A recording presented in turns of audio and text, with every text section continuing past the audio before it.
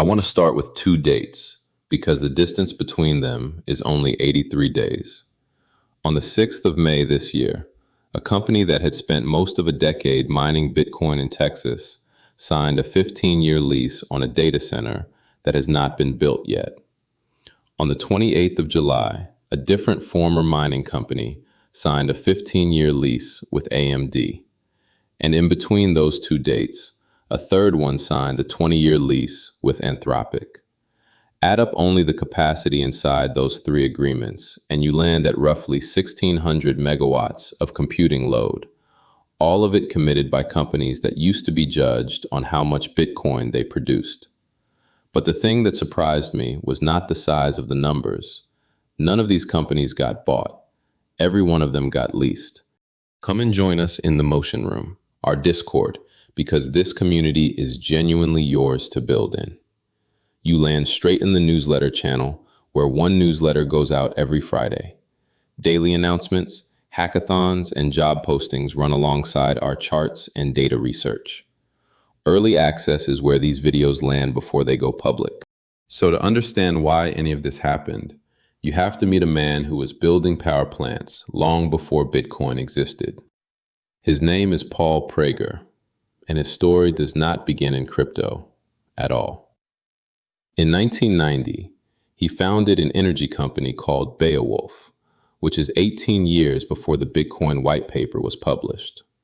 He spent those decades doing the unglamorous work of energy, developing generation and negotiating with utilities. TeraWulf only arrives in February of 2021, and it arrives as something Beowulf added on top of infrastructure that already existed. So the ordering really matters here.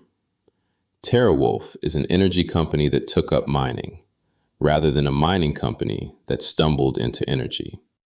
You can see it in the ground itself, because their flagship campus sits on the bones of a retired coal plant in Somerset, New York. Today, the very first thing their website tells you is that this is the power of infrastructure, which is a company telling you precisely which business it believes it is in. Now here is the piece that explains everything, and it has almost nothing to do with graphics cards. If you want to build a large data center in America, the hard part is not buying chips. The hard part is getting permission to draw electricity. To connect a big new load to the grid, you join something called the interconnection queue, and then you wait your turn.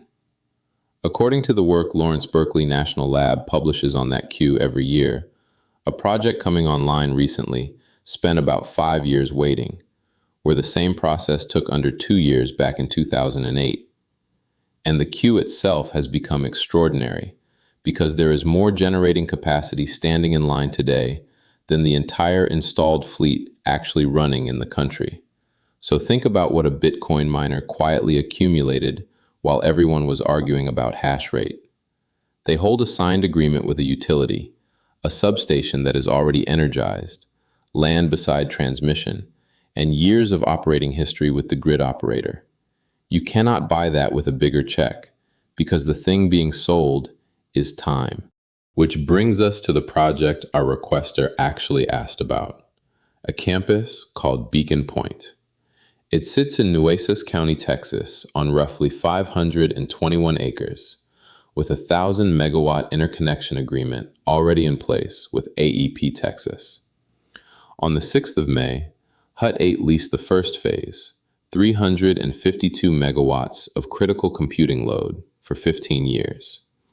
On the 20th of July, they leased the second phase on identical terms, taking the campus to 704 contracted megawatts and a base term value of $19.6 billion.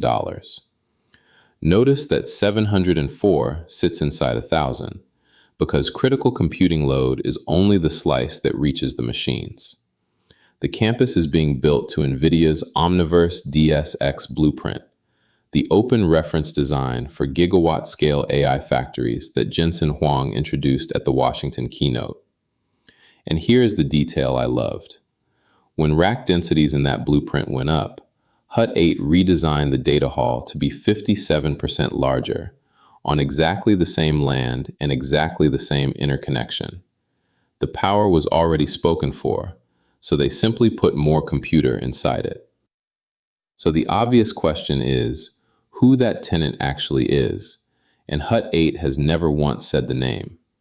But in June, they raised $4.25 billion of senior secured notes against this project, rated Baa2 by Moody's, with JP Morgan leading the book. And those offering documents describe the tenant as a company rated AA- or higher. The Financial Times reported in July that it is NVIDIA. NVIDIA has neither confirmed nor denied it, and Reuters said it could not independently verify the report.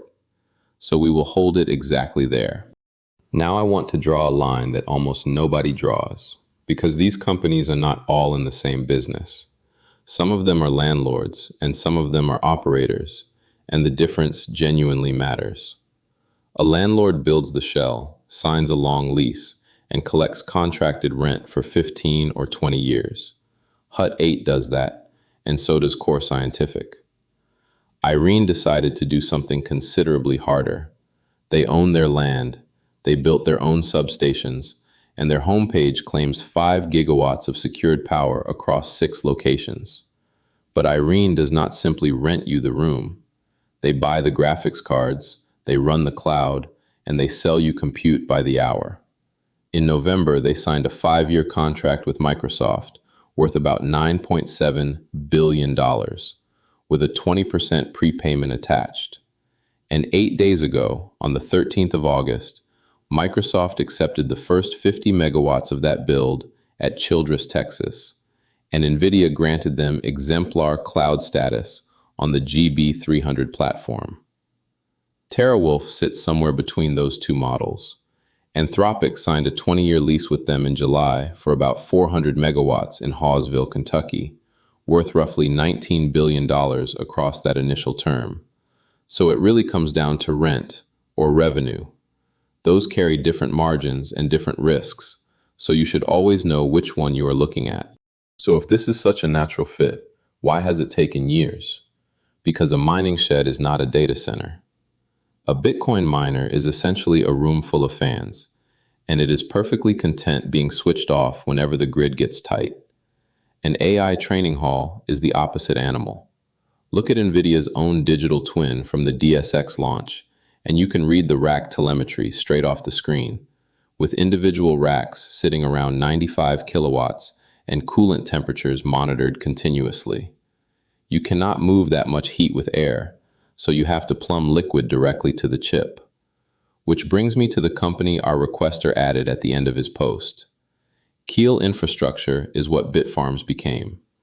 They renamed, they re-domiciled to the United States in April, and on the 10th of August, they confirmed that every American Bitcoin mining site they own is now shut down.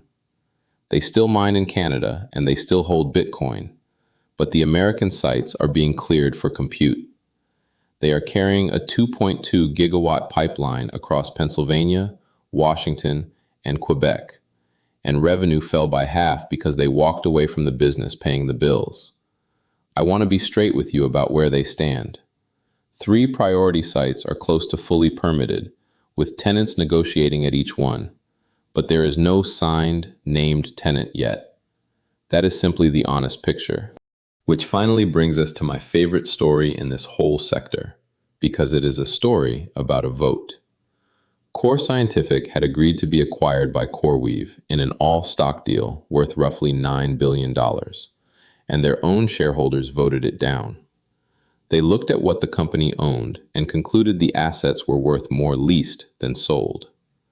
Then, on the 28th of July, Core Scientific signed AMD directly.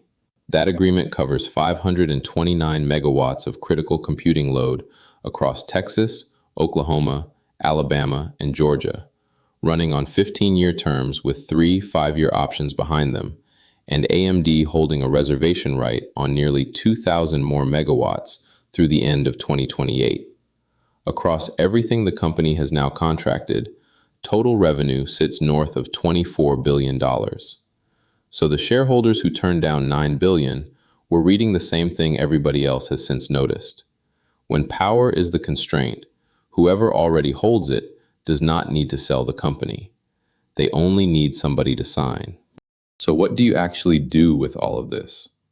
Here's the test I would use, and you can run it yourself, because every company in this video is a public filer, and every one of these documents is free to read.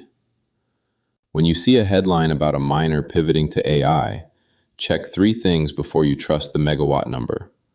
First, ask whether that figure is critical computing load or gross utility capacity, because those are very different claims wearing the same word. Second, ask whether the counterparty is actually named or only described. HUT 8 will not name its tenant, yet the bond document still told us that tenant is rated AA- or higher. Third, ask whether a lease has actually been signed, or whether there is only an interconnection agreement, because an interconnection agreement is a place, and a lease is a business. The megawatts were always the easy part to announce. The signature is the part that is hard to get. If this was useful to you, hit subscribe, because we do one of these deep dives every single week. A big thank you to Douglas Quaid, who put this exact request on our Discord board, and who has now sent us 2 videos in a row. Drop your next one in the comments or on the request board, and it might well become the next video.